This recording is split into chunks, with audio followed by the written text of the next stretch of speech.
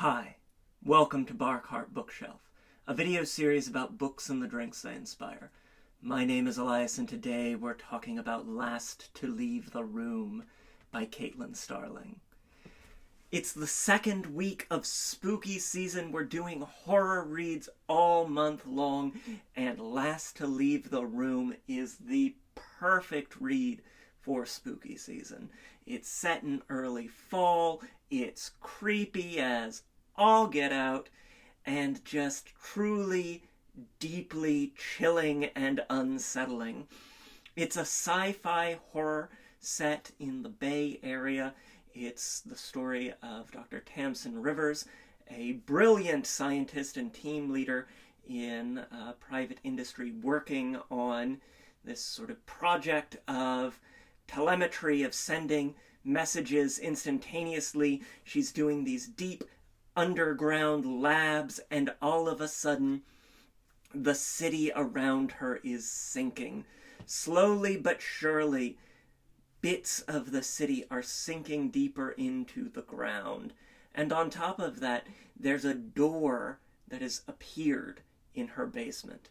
And what should step out of that door but her mirror image? An exact copy of her. It is a really unsettling book in the way, like when you're half asleep, you wake up in the middle of the night and you catch your reflection in the window and you're just unsure, unclear, liminal, lost. That's the feeling that pervades this entire book in really the best way. Tamsin Rivers is complicated and vicious and cruel and compelling. She's a girl boss. She's a woman in STEM, and she is going to do some science, damn it. It is really... We're seeing a meta-theme emerge with our spooky season reads this month of women who are prickly. We do love a prickly woman here on Bark Bookshelf. We saw that last week with Opal in Starling House. We're seeing it again here with Dr. Tamsin Rivers. And trust me, we'll be seeing it again before the month is through. It's just really a very different book from The Death of Jane Lawrence, the first Caitlin Starling novel that we covered here on Bark Bookshelf.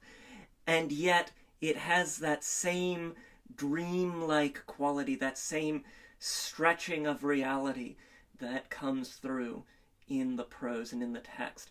It's just a book that is a feeling in the way that horror really ought to be. And so, of course, we had to have a drink for it.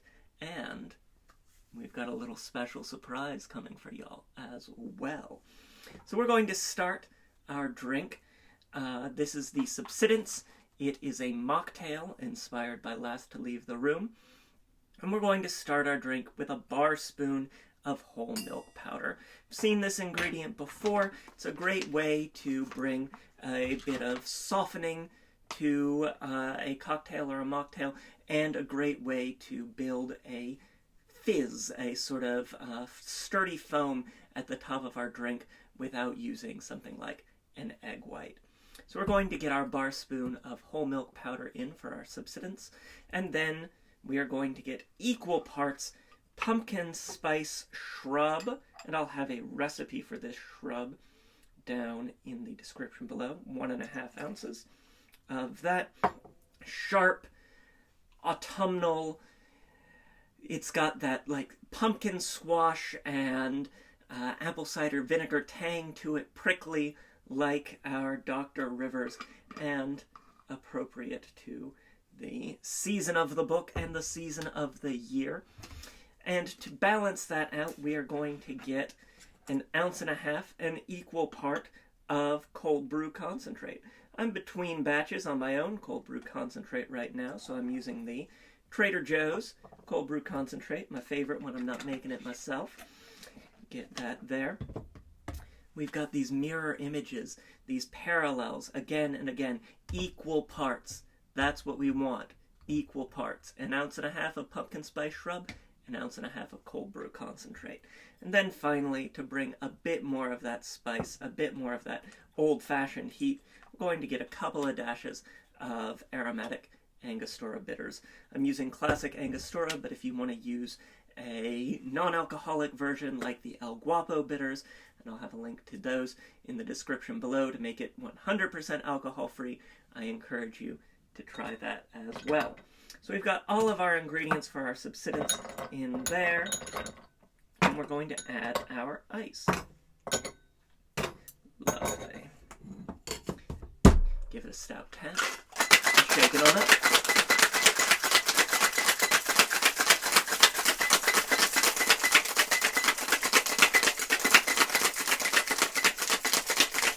There we go. Get that nice and frosty and frothy and cold, but we want to get a real foam to it. We want our foam to rise as high as Tamsin's basement sinks. So we're going to strain our liquid back into our small tin and discard our ice. Beautiful. I'm going to cap that again and give it that reverse dry shake. Nice, shaken up, frosty, frothy, foamy, height and depth parallels. Beautiful, beautiful. Perfect. Give that a tap. Let that drain in. And then take our glass, Hawthorne strainer, fine mesh strainer, just in case there are any little bits of the whole milk powder still in there, and give that a whirl. Beautiful. And so there you have it. That's the Subsidence inspired by Last to Leave the Room. Last to Leave the Room hits shelves today, and as promised, we have a special surprise. I was fortunate enough to be sent an ARC, and I was fortunate enough to be sent a finished copy by the publisher. And because I am such a fan of Caitlin Starling's work, I've already pre-ordered a copy, which means that I have an extra copy to give away. So, including swag. So, for the next 2 weeks until the 23rd of October, if you hit that like button and comment below, you will be entered for a chance to win a copy of Last to Leave the Room. This is the chilling, sci-fi, liminal horror thriller of the year. You definitely want this book. I would love to send it to you anywhere in the US. Just hit that like button, comment below, subscribe if you haven't already. We're perfect. Try a Subsidence. Read Last to Leave the Room. Like, share, subscribe, tell your friends about what we do here. Check out the links in the description for social media, for products like those El Guapo non-alcoholic bitters, for the recipe, for my delicious new pumpkin spice SHRUB. And yeah, tune in next week for another great horror read for spooky season. Try the drink, let me know what you think, and cheers.